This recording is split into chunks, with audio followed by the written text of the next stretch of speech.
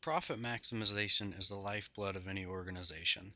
Today I'm going to show you how a couple of young entrepreneurs in West Virginia are doing just that. Before talking about specific entrepreneurs, the first thing that we really need to talk about and get an understanding of is what is really profit maximization. Well, profit maximization, by looking at the book definition, is actually a process that companies undergo to determine the best output and price levels in order to maximize its return. The basic profit equation is listed as pi equals total revenue minus total cost, and maximum profit occurs at the point where marginal cost equals marginal revenue. This graph shows the profit maximization point along the red line on the graph. The quantities that should be produced is the point where the marginal cost curve intersects the marginal revenue curve. The corresponding price with this quantity is the price that should be set for the profit to be maximized for that particular product. Now that we understand how profit maximization works, it's important for us to ask the bigger question, why maximize profit? One of the biggest reasons is that it makes the company more desirable to potential investors and also keeps our current stockholders happy while also attracting new stockholders. For entrepreneurs, this can get you on the fast track to success in the business world. But this should be the goal for every business that is created, even not for profits. As part of my career with West Virginia State University Extension Service, I've had the opportunity to be heavily involved with the Scratch Project in Huntington, West Virginia. The Scratch Project is a youth-based garden program in the Fairfield district of Huntington, West Virginia. As part of this project, over 40 inner-city youth, grades K through 8, learn the process of planting, growing, marketing, and selling fresh produce. Gardens have been created for these youth at the Barnett Center along Hal Greer Boulevard, the Fairfield East Community Center, and Spring Hill Elementary.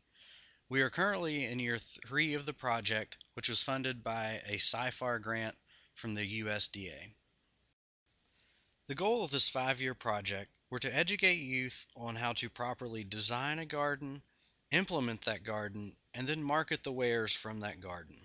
The picture on the upper left shows a youth using an iPad to design a garden where they will be growing asparagus, carrots, and other vegetables. The picture on the upper right shows these youth working with Marshall University volunteers to implement a garden where they will be planting green beans with the idea of being the first to the market to achieve maximum profit at the market. The picture on the bottom shows the fall of 2013 harvest of sweet potatoes, which we will talk about in just a moment. Once the produce was grown in the gardens and harvested by the youth, the produce was sold at markets like the Wild Ramp in Huntington, West Virginia, and also other local farmers markets. Other sales took place directly at a market stand, which was constructed at the Maudella Taylor Garden, while other sales took place directly to groups who were hosting local food dinners. The entrepreneurial skills taught to the youth were done by Miss Gail Patton with Unlimited Futures in Huntington, West Virginia. The most successful project to date for the Scratch program has been the Sweet Potato Project during the growing season of 2013. The crop was chosen due to a lack of availability in the local market, specifically at the Wild Ramp. The specific varieties that were grown were researched and chosen by the kids.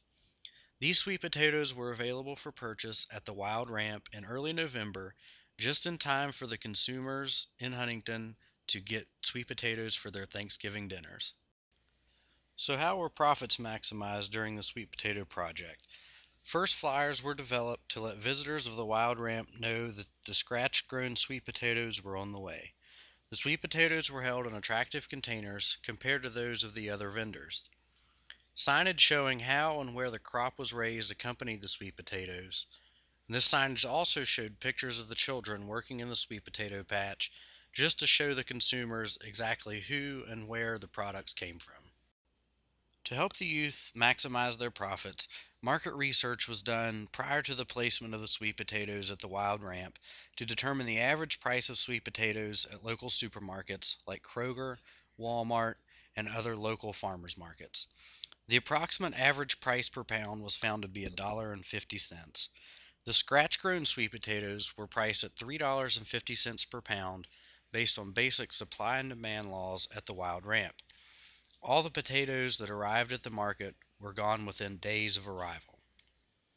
These photos show the arrival of the sweet potatoes to the wild ramp at Heritage Station in Huntington, West Virginia.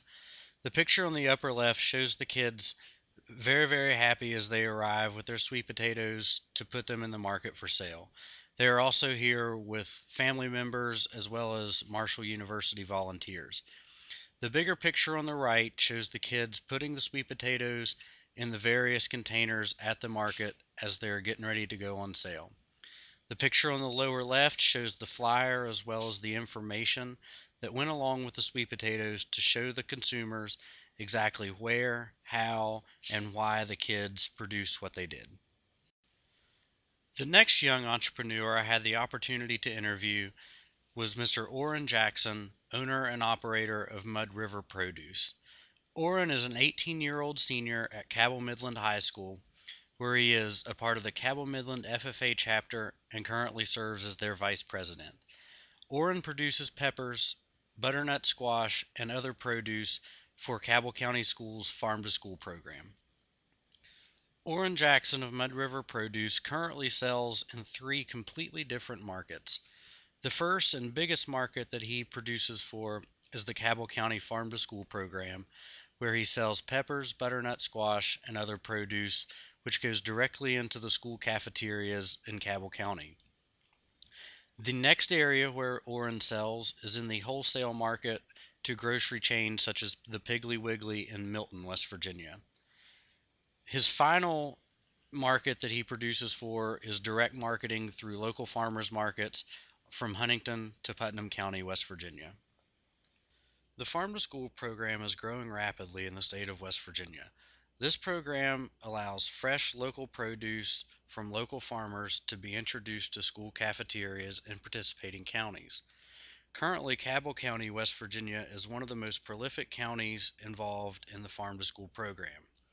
As part of this program, prices are negotiated through contract by U.S. Foods and Cisco, and these contract negotiations take place every 6 months. The farm to school producers are price takers in the market based upon the negotiated prices for each different product. The current price for peppers sold by Mud River Produce to the Farm to School program in Cabell County is 90 cents per pound.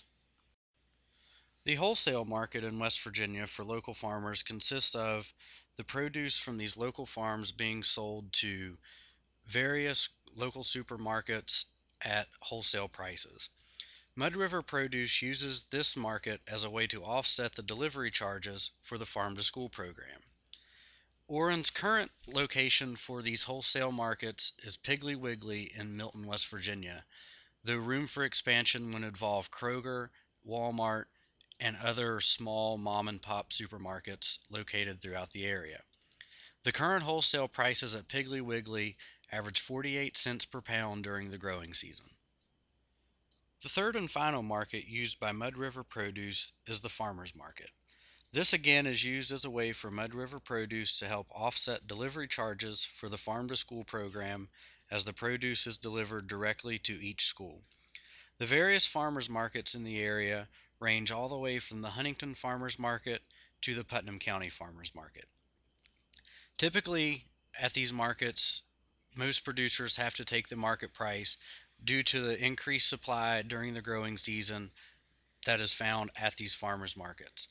The common prices during the growing season at the farmers market are 3 pounds for $1 or 33 cents per pound. In order for Mud River Produce to effectively maximize their profit, they need to evaluate the three different markets that they will be participating in. The farm to school market will receive a price per pound on peppers of roughly 90 cents per pound, based upon the contracts that are negotiated.